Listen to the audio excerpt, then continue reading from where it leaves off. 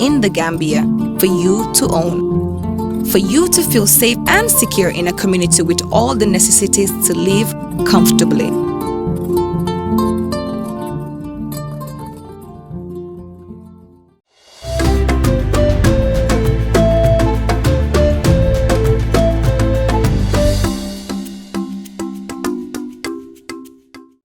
It's a warm welcome here from our studios in Sarakunda. This is the Star TV News and I'm Ajakadi Sanyang. In the headlines tonight, Saudi Fund provides $12 million to upgrade Gambia Airport. $200,000 bail bond for 3 years JAMMEH executives. TRESOR women warriors stakes lead to uplift Gambian women. Basse market catches fire. On the international scene, Togo President Faure Gnassingbé wins 4th term in landslide. Harvey Weinstein jailed following guilty sexual assault, rape verdict. UN-sponsored talks on Libya, war under pressure. Those were the headlines, and now the news in detail.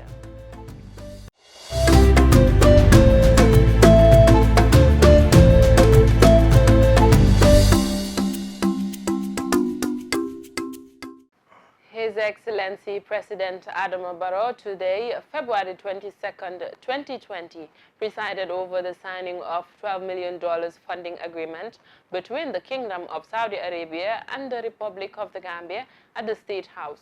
Jacqueline Coley reports. The agreement was signed by the head of the Saudi delegation, Mr. Yusuf I. Al-Bassam, as advisor to the managing director of the Saudi Fund for Development, who doubles as chairman of the Arab Bank for Economic Development in Africa. While the Minister of Finance and Economic Affairs, Honorable Mambo Rinjai, signed on behalf of the Gambia.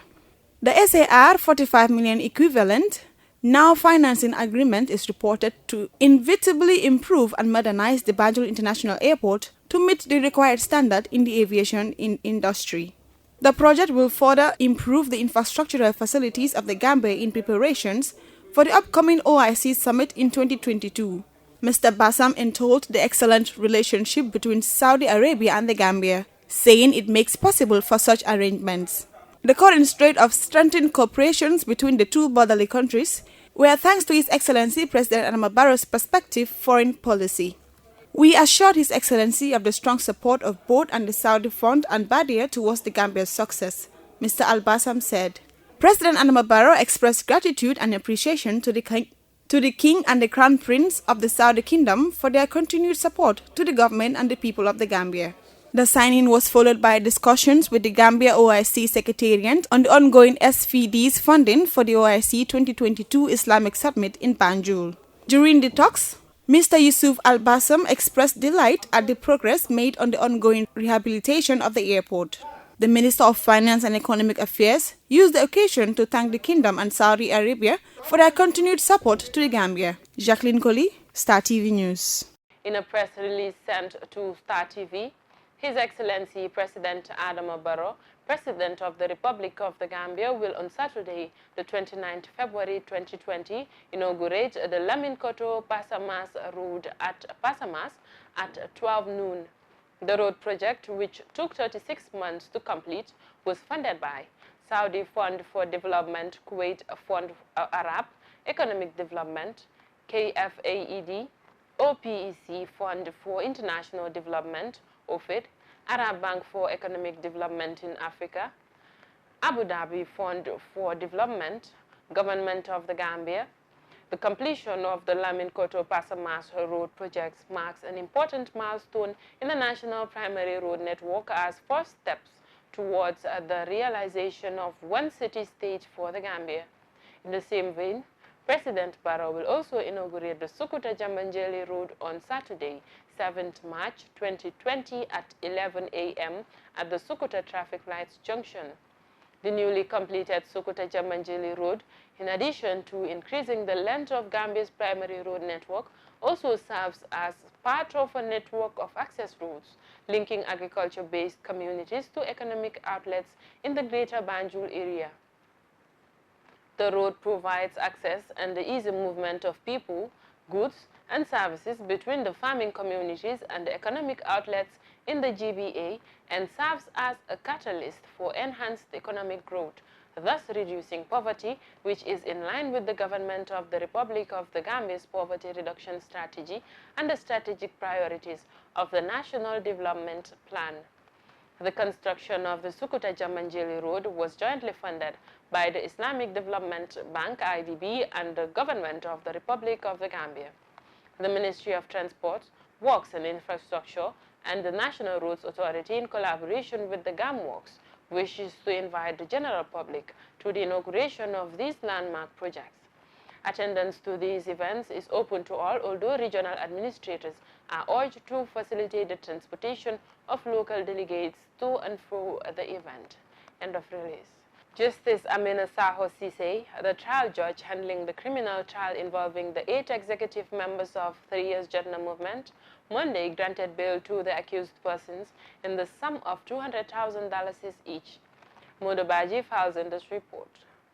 These members of the 3 years JAMMEH were detained in Mile 2 after they held a protest at Stinkona demanding for the president to respect the 3-year agreement, which led to their arrest by the Gambia police forces. These accused persons were charged for unlawful assembling and demolition of properties, which is an offense on Section 70, Section 74, and Section 76 of the Criminal Code of Conduct. The bail conditions state that each of these accused persons should deposit their traveling documents, the sum of $200,000 to the registrar of the High Court in Banjul, and produce 2 Gambian sorties each. The State Council then appealed to the presiding judge to give them 30 days to prepare themselves for this case, and this request was granted. This case was then adjourned to the 25th of March 2020. For Star TV News, I am Modu Elbaji. Fugitive arrested for BUBA JAMMEH murder face murder charges at the BRIKAMA Magistrate Court.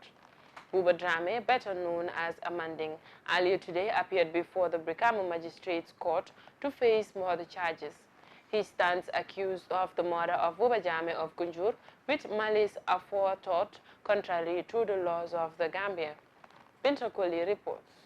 According to journalist Hatab Young, who was present when he was arraigned, the case has been transferred to the High Court. The accused was denied bail and was taken back to Mile 2 Central Prisons. It could be recalled that fugitive BUBA JAMMEH was accused of killing BUBA JAMMEH during a communal land dispute between the people of Gunjur and Berending in March 2019, and was on the run till his arrest by the Gambia police force recently.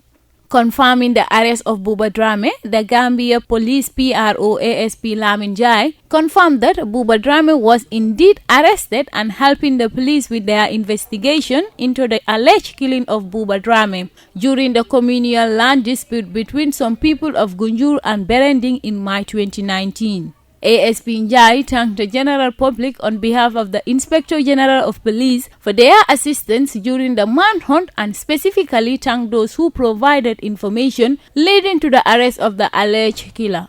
A credible source had earlier this morning disclosed information to Gunjur Online about the arrest of BUBA JAMMEH at the Berending Cultural Festival. According to source, BUBA JAMMEH was arrested when he came to Berending to attend the cultural festival over the weekend. Security operatives from the police anti-crime unit arrived and punched on the fugitive following a tip of that fugitive BUBA JAMMEH was in Berending. He was believed to have been tear gassed and whisked away very quickly from the crowd. When contacted to confirm or deny our story earlier this morning, Police PRO ASP Lamin Jai promised to check with the West Coast Police Command and the anti-crime unit and get back to us. Following a call back to the Police PRO Jai, he confirmed our story that BUBA JAMMEH has indeed been arrested and under custody helping police with their investigations. It could be recalled that BUBA JAMMEH was alleged to have gone down BUBA JAMMEH with a hunting gun when dispute erupted over communal land issue in March 2019. Binta Koli, Star TV News. TRESOR Women Warrior is a non-profit, non-political and non-religious organization that engages in empowering women and enhancing the general well-being of its targeted beneficiaries in the Gambia. The women-led organization is on a mission to uplift and empower Gambian women to be self-sufficient. On Saturday, Star TV's Tumani Koli had an interview with the president of the organization, and he now tells us more. In order to achieve their mission, TRESOR Women Warriors facilitates and promotes opportunities to support, empower, connect and grow women in businesses, power and authority. The organization also provides life skill training to women to become job creators and replicate the knowledge gained to others to build sustainable businesses. The president of TRESOR Women Warriors, KUMBA DAFFEH-KAH, while speaking to this medium, says they encourage women to always work a step further by not only working hard, but also working smart. She noted that they always make sure that the work they do benefits them. They encourage women to build businesses that will stand the test of time. As explained by the president, the organization currently have over 4,000 women in the network and more are expected to join soon. We currently have 4,000 women in our network, and we want to grow to be in every part of this nation, in every village, in every center, wherever there's women, we want to have a presence there. The TRESOR Warrior Women, it was a pilot program for 2 years. Basically, we have actually uplifted literally 4,000 women.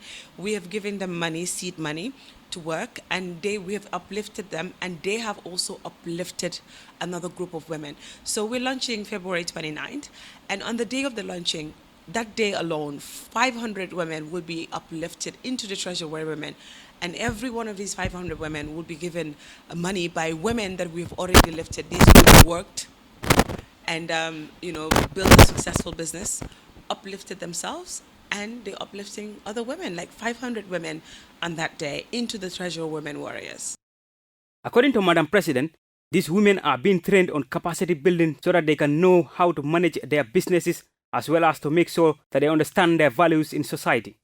Mrs. DAFFEH-KAH also noted that the women are brought together to love and support each other. Bringing them together to love each other, to support each other, to embrace each other. And particularly, women need to embrace each other. And they need to understand that your sister is not your competition, but your collaborator. So these are all the things, the skills, teaching them about finance 101, teaching them about economics 101, understanding financial discipline, the time value of money, what it really takes, and diversification, what you put into your business, what do you expect to get out, profit and loss, budgeting, and all that stuff is being taught to these women. Asked on whether they had any financial support from the government or international donors, Mrs. DAFFEH-KAH replied in the negative. She says this is a 3-year pilot program and that they do not want any aid money. They wanted to show that Gambian women are strong enough to do things on their own without any foreign help. We wanted to do this 100% for Gambians by Gambians because we wanted to show that we can be responsible for ourselves. We wanted to show that we can start something without funding from the international community. That as a people, Africa, we need to take charge of our own destiny. And for the first 2 years, that's what we did. And we showed that Gambians are capable to uplift themselves. They're capable to work and create the finances to get us to wherever we want to go. The TRESOR Women Warriors train these women across the country on soap making, tie and dye, farming and even poultry.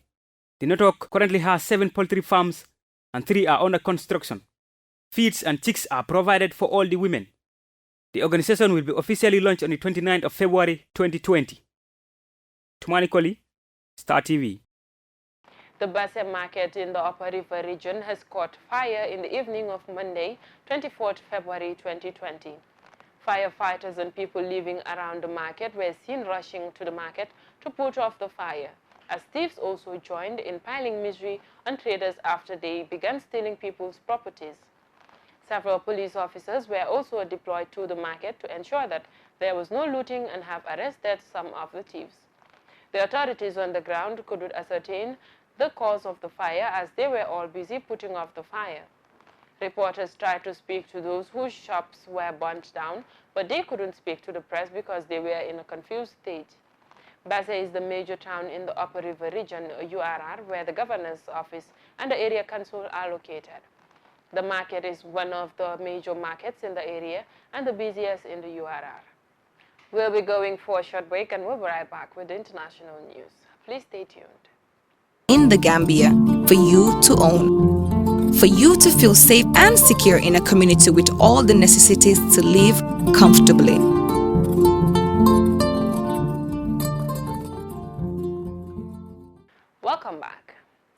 news beyond our borders. The president of Togo has declared victory in the country's election, extending his 15-year rule and his family's more than half-century grip on power. But the opposition is challenging Faure Gnassingbé's win. The runner-up says there has been massive fraud and is calling for protests. Al Jazeera's Ahmed Idris reports from the country's capital, Lomé. Supporters of President Faure Gnassingbé celebrated his re-election to a fourth term. Following voting, on Sunday the election umpire declared the landslide win, which extended Gnassingbé's 15-year rule for another 5 years. His win also extended his family's rule closer to 60 years. Gnassingbé succeeded his late father, who ruled for 38 years. Seizing the moment, the president addressed his opponents, who have accused him of election fraud. Stop improvising, stop inventing imaginary numbers, and let us submit ourselves to the judgment of the people of Togo. The people have decided. We've come out victorious. It's always possible to contest, but whatever happens, victory is ours. The runner-up with 18% of the vote, opposition leader Agbayome Kojo, says the election was stolen. En conséquence, les acteurs de la dynamique. First of all, the coalition rejects the results as announced. We are calling observers and the international community to use their unique position to give the true account of this election. To the Togolese people, I call on you to mobilize to protest this election fraud and defend their vote. The fraud allegations are raising widespread concerns in Togo following violent protests 2 years ago. Although businesses reopened a day after the election results were announced, the opposition call for street protest is setting people on edge here. Many have not forgotten the outcome of demonstrations in 2017 and 2018 against President Gnassingbé's plan to change the constitution and run for a fourth term. For now, the president's supporters celebrate their win and the opposition complain. The next few days are crucial to see if opposition supporters answer the call to protest and how security forces respond. Ahmed Idris, Al Jazeera, Lomé. Hollywood film producer Harvey Weinstein has been sent to jail in New York after being found guilty of 2 counts of sexual assault and rape. Weinstein was charged with sexually assaulting former production assistant Mimi Haley and raping aspiring actress Jessica Mann. The jury of 7 men and 5 women found him guilty of sexual assault, which could see him jailed up to 25 years. The 3rd-degree rape charge carries a maximum of 4 years in prison. New York law defines this as having sex with someone incapable of giving their consent. Weinstein was acquitted of the most serious charges: predatory sexual assault and 1st-degree rape. Al Jazeera's Gabriel Elizondo reports from New York. Harvey Weinstein's days as Hollywood's most powerful movie producer officially are over. He's now a convicted felon and rapist. After the verdict, some of Harvey Weinstein's accusers said they hoped this day would finally come. Weinstein was found not guilty of the most serious charges of predatory sexual assault, but was found guilty of a criminal sexual act and 3rd-degree rape. As the verdict was read, Weinstein showed little emotion as he was handcuffed and taken to jail. He didn't shed any tears, he didn't get emotional, he just kept saying, but I'm innocent, I didn't do this, I'm innocent. The verdict caps nearly a 3-week trial and 5 days of jury deliberations. He was on trial for allegedly raping an aspiring actress in 2013 and sexually assaulting another woman in 2006.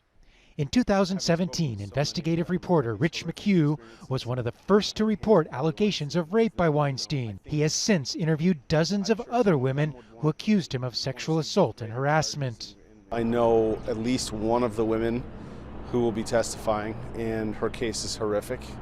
And so I think I can only imagine the case will be even stronger in Los Angeles than it is here in New York. And I imagine, you know, a verdict will be, it's hard for me to predict, but sure, that case is pretty strong from all that I know. At his peak of power, Weinstein was a Hollywood legend. Many of the greatest actors or actresses over the past 40 years have worked with him in some capacity, either directly or through his movie studios. Throughout his career, Weinstein has been associated with 81 Academy Awards. Weinstein's conviction is a victory for the Me Too movement that began in 2017, when actress Alyssa Milano tweeted, "If you've ever been sexually harassed or assaulted, write Me Too as a reply to this tweet." Millions did, and the movement took off. Harvey Weinstein now sits in jail awaiting his sentencing by the judge next month.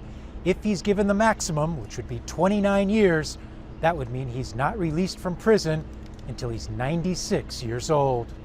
Gabriel Ozondo, Al Jazeera, New York.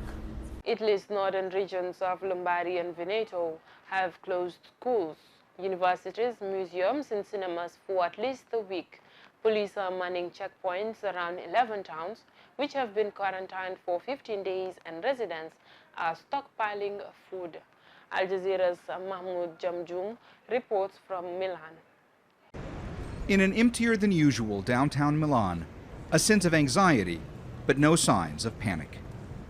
Amid the first major coronavirus outbreak in Europe, landmarks like the Duomo Cathedral and La Scala Opera House have been closed temporarily. A headline screams out, "Virus, the Great Fear," even though fear, at least for now, isn't all that apparent. Yes, schools have been shut down, but this vegetable market remains open. We're out in the open air, but I don't know. I don't see any dangers. We are working a lot over the phone. People are not leaving their houses, and they call us and we bring their shopping to them. That's the way we're working at the moment. Milan's mayor says the main mission now is to contain the possible further spread of the virus, and that while numbers of those infected have indeed been going up, that could be because health officials are proactively looking for new cases. He also urged residents not to clear supermarket shelves, but videos posted on social media like this one suggest that advice may be falling on deaf ears. In northern Italy, the number of coronavirus cases continues to surge, even though at least 10 hotspot towns are effectively under lockdown. Police check vehicles trying to enter one of the quarantined towns. Authorized lorries carrying essential goods and medical supplies are allowed through. Everyone else is turned away. In an effort to contain the spread of the coronavirus, even the Venice Carnival was cut short. A me lo dice, non avrei mai pensato di dover fare. I never thought I would have to sign an order to shut down the Venice Carnival. I never thought we'd have to close the schools, churches, museums, and all public places. I know I'm asking a lot from our citizens, but I know that when things get hard, we can pull together. We just need to think about our health. Niente, noi dobbiamo solo pensare alla salute dei veneti. Inside the town of Casal Busterlengo, authorities have allowed select shops to reopen. Outside, long lines of shoppers wearing protective masks and gloves, keen to stock up. All this as officials are still struggling to confirm the origin of the outbreak in Italy. Mohammed Jamjoom, Al Jazeera, Milan. The United Nations sponsored talks on Libya's conflict are under pressure in Geneva. A delegation representing renegade military commander Khalifa Haftar says it is suspending its participation. The internationally recognized government based in Tripoli is also expressing doubts. Al Jazeera's James Bays reports from Geneva. Libya's Prime Minister came from Tripoli to address the most important annual meeting of the UN Human Rights Council. Fayez al-Sarraj gave an impassioned speech focusing on what he says are war crimes directly ordered by the man who in recent months has tried to depose him, General Khalifa Haftar. السيدات والسادة الحضور. Many have lost their lives. Men, women, children, families have been displaced. Children have been orphaned because of the aggression perpetrated by the war criminal Khalifa Haftar. Meanwhile, military talks, which have also been taking place here in the UN headquarters in Geneva, have concluded for now. They've come up with a draft ceasefire agreement, but issues still have to be resolved and no actual ceasefire has been agreed. According to the UN envoy Ghassan Salami, the next stage is for wider political talks starting on Wednesday. But will they go ahead? I tried to get clarification at a news conference from Sarraj's foreign minister. Do you think it's now likely or unlikely? Or do you think they will happen or be postponed, the political talks? What's your thought as we stand now? Up to my knowledge, that Ghassan Salama is insisting that it happens on Wednesday, while some of even the those invited, they believe it's very short time. They have to prepare this. So I'm not sure. Is there any word from UN envoy Salame himself? Well, he hasn't spoken to the media since giving an Al Jazeera interview on Friday. We believe that the Libyan case is difficult, but we don't believe it's a mission impossible. The day I come to the conclusion that this mission is impossible, you won't see me there. The Government of National Accord say they note Mr. Salame's optimism. They just can't work out what it's based on. James Bays, Al Jazeera, Geneva. Before we end the news, a recap of our main headlines. Saudi fund provides $12 million to upgrade Gambia airport. $200 state thousand bill bond for 3 years journal executives. TRESOR women warriors takes lead to uplift Gambian women. Basse market catches fire. Togo President Faure Nyasingbe wins 4th term in landslide. Harvey Weinstein jailed following guilty sexual assault, rape verdict. UN-sponsored talks on Libya war under pressure.